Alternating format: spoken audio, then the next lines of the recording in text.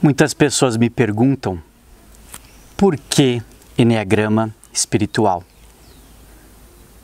A verdade, se o Enneagrama não for espiritual, você está sendo enganado. Porque não tem como separar a espiritualidade do Enneagrama. Uma vez que o Enneagrama é a grande oportunidade de você entender a sua jornada espiritual.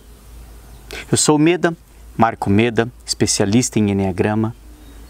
E o meu despertar espiritual, ele aconteceu ao longo dos últimos 7, 8 anos.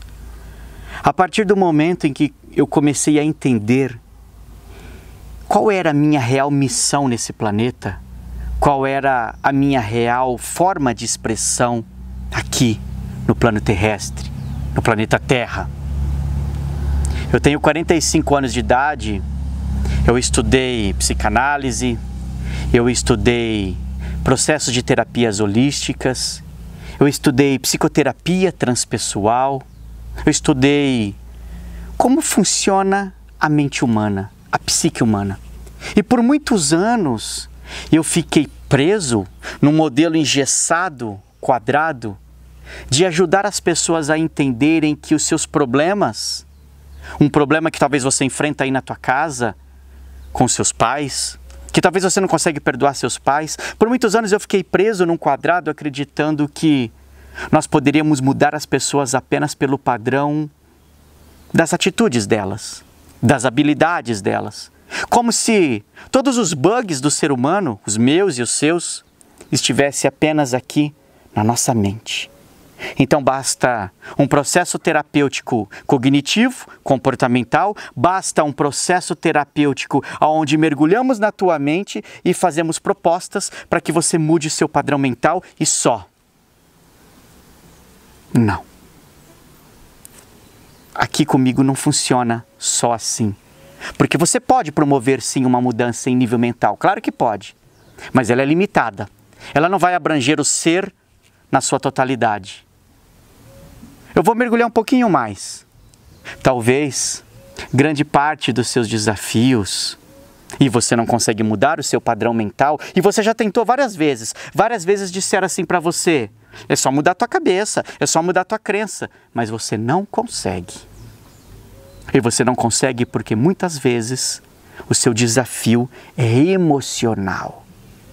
Descendo para um nível mais profundo, olham para você e falam assim, então a questão é de inteligência emocional.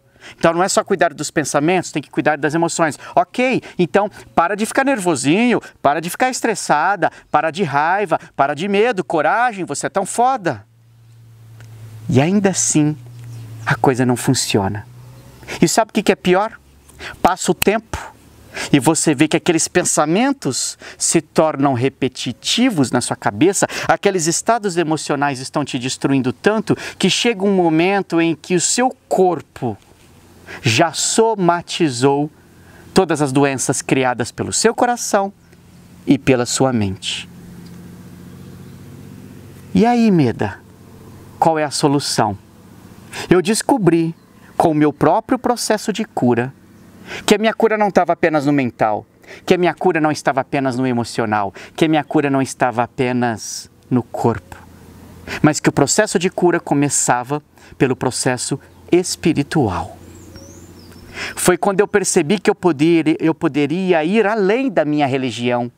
Profundo respeito à minha religião, profundo respeito à sua religião, porque a espiritualidade não é apenas uma religião. Uma religião pode ajudar, mas uma religião pode cegar as pessoas no desenvolvimento espiritual delas. E eu percebi que eu precisava de alguma coisa na minha vida que me ajudasse a entender Deus, que ajudasse a entender as manifestações de Deus no plano terrestre. E eu chegava a perguntar, Deus, qual a minha missão? E talvez se a palavra Deus não faça sentido para você, troque a palavra Deus por qualquer outra palavra que possa fazer sentido aí agora para você. Energia, cosmos, qual a minha missão? Foi quando eu comecei a estudar o Enneagrama e vi que o Enneagrama ajudava a gente a olhar para o mental, sim, entendendo comportamentos, ajudava a olhar para o emocional, sim, entendendo motivações emocionais de uma criança ferida do passado, e que o Enneagrama ajudava a entender tudo isso como se manifestava no meu corpo, me isolando, estando distante das pessoas ou querendo invadir as pessoas e machucar as pessoas, mas eu descobri dentro do Enneagrama a espiritualidade. Eu descobri 9 manifestações divinas, 9 manifestações de Deus, 9 projetos de missão divina que estão encarnados no centro e na alma do ser humano, para que o ser humano possa verdadeiramente cumprir a sua missão espiritual. Foi quando eu comecei a fechar os meus olhos e entrar em profundo processo de meditação, mergulhando e entendendo não o mundo externo, mas o mundo interno, e permitindo que essa energia começasse a vibrar dentro de mim. Isso não é de uma hora para outra, isso é um processo, isso é uma descoberta. E na hora que eu entendi o padrão que eu sou do Enneagrama, por exemplo, um 7, a Josi, minha esposa, entendeu o padrão que ela é do Enneagrama, por exemplo, um 2, e nós começamos a descobrir qual é a missão do 7 nesse mundo, qual é a missão do 2. E nos meus cursos, nas minhas abordagens, eu trago isso de uma forma profunda para você. Posso gravar mais coisas aqui, claro, para te trazer um pouquinho dessa missão de cada um dos tipos do Enneagrama. Vou colocar aqui nos comentários um resumo de cada uma dessas missões. Quando eu comecei a entender a minha missão, que eu, como representação de Deus, eu carrego a divina obra, o divino plano. No tipo 2, o tipo 2 carrega, por exemplo, a divina liberdade.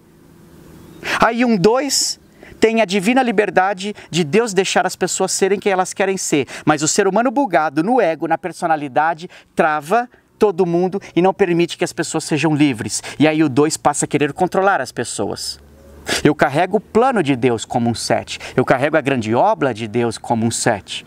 Mas aí o ser humano bugado na personalidade fica preso nesse padrão, acreditando que eu tenho que ter o plano, que eu tenho que ter o controle das coisas. Não.